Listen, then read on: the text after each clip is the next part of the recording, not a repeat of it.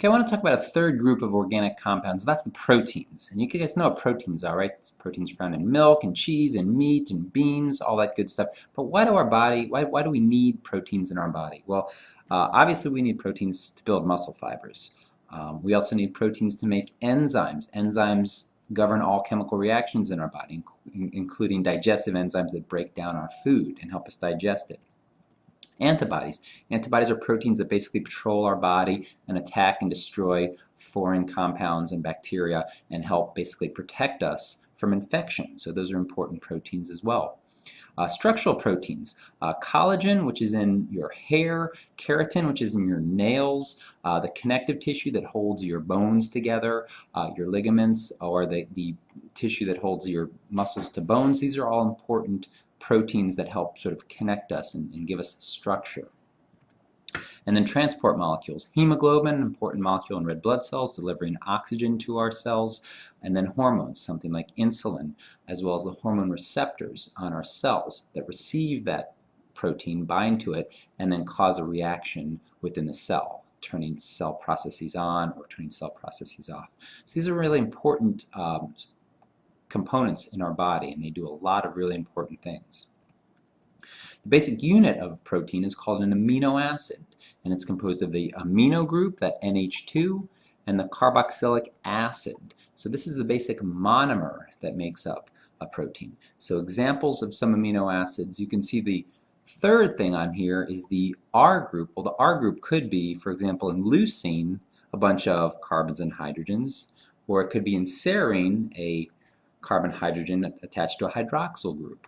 There's 20 different R groups, which means that we have 20 different unique amino acids that we use to make the thousands and thousands of proteins in our body. And these different R groups are important because they give different amino acids different properties and cause proteins to do different things and fold up in different ways. So let's look at some of those 20 proteins. Okay, the first group right here, go ahead and have a look at these 10 amino acids and see if you can figure out the chemical property that they all have. Go ahead and pause the video and see if you can figure it out. Go ahead and pause. Okay, so when you looked at them, did you notice that they all contain carbon and hydrogen, right? You don't see a lot of oxygen, you don't see a lot of nitrogen in there. So these are all nonpolar R groups. These are going to be hydrophobic. They're not going to like water. They're going to want to turn away from water and in towards other nonpolar regions. Okay, look at these 6 amino acids down below and see if you can figure out the chemical properties within those 6. And pause the video and see if you can figure that out. So pause the video. Okay, well when you looked at these 6, hopefully you saw them. There's a hydroxyl group, sulfahedral group, sulfur is fairly electronegative, another hydroxyl group. Nitrogen is fairly electronegative, so it forms polar covalent bonds. So these are all R groups that form polar regions or polar covalent bonds. They're going to like water. They're going to be hydrophilic. They're also going to like other polar regions of other proteins. Okay, and then the last group of R groups that we see are, some can be acids. They'll lose their hydrogen ion, and you can see they've got charged regions. So some of them could be slightly basic, and they will, again, give up a hydroxyl group, and then some might be positive. And those positive and negative regions on these R groups, again, are going to be attracted to oppositely charged regions, okay, and form what we call ionic bonds. So opposites attract, and those charged regions will be attracted to oppositely charged regions and give those amino acids important properties. Okay, so connecting amino acids together. Amino acids, we said, were the basic monomer, and a polymer is made up of many amino acids, and we call a polymer of amino acids a polypeptide because a peptide bond is what holds them together. And to form that, we've got to remove a hydroxyl group and a hydrogen group. And we do that, we make water. And if you think about it, what is the name of a process where we remove water and covalently bond 2 monomers into a larger polymer? Go ahead and guess. If you said condensation or dehydration synthesis, you are correct. Okay, so we're pulling water out through condensation or dehydrating the molecules through dehydration synthesis to, again, make a polymer out of monomers. Exactly the same as in carbohydrates from monosaccharides to polysaccharides or fatty acids connected to make fat or triglyceride molecules.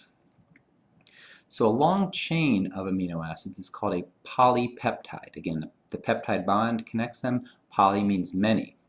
This is important because this is the primary structure within proteins.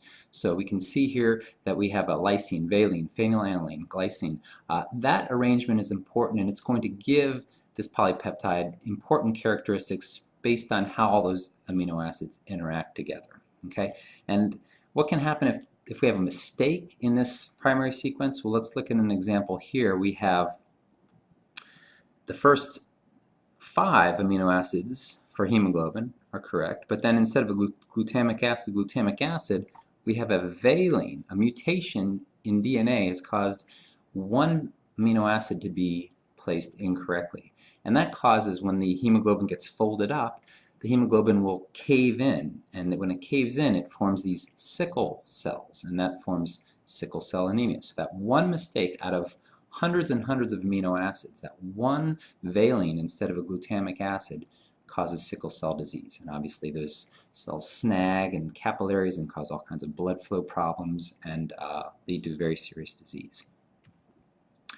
Okay, so now we've got this polypeptide, and we have now, you can see it's starting to fold up and form another layer of structure. And what happens is the amino groups and the carboxylic acid groups are both polar regions. They both form polar covalent bonds. Nitrogen and oxygen, again, forming those bonds, forming those polar covalent bonds. And we know that polar regions are going to be attracted to other polar regions, just like water is attracted to itself. So these form hydrogen bonds, just like water forms hydrogen bonds with itself.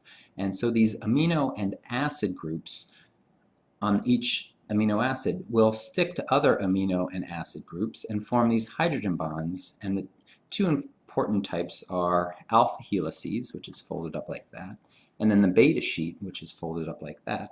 And this gives the protein its next level of structure. It's called secondary structure of a protein.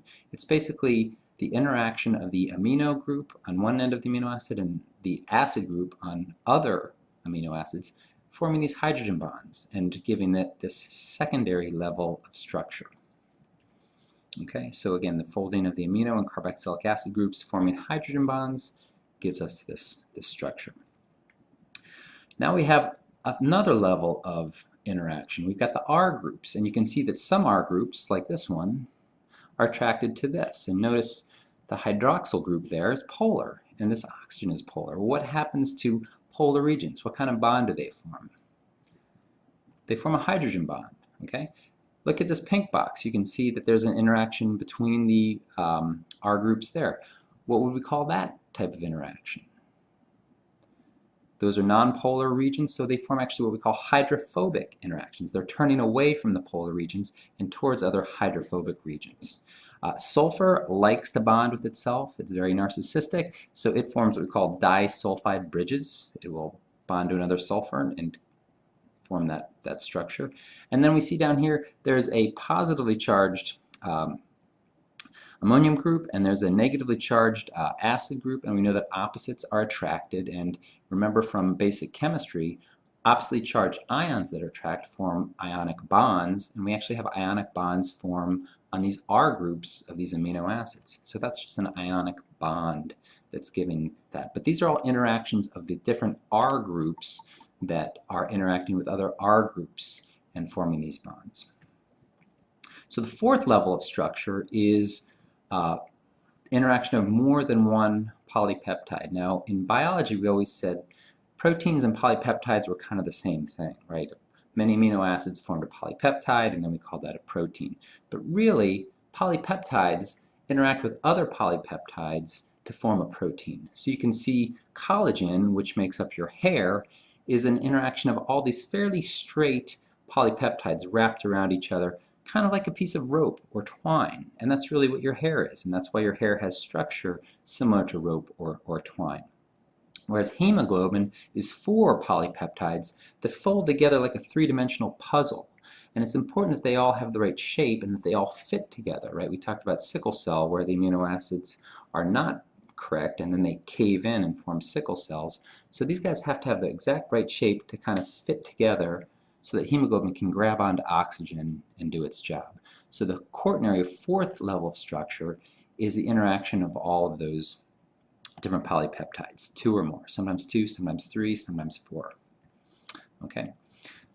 So again, primary structure is a sequence of amino acids, and then the interactions of amino and acid groups on each amino acid together give it the secondary level of structure. Alpha helices and beta sheets are example of that.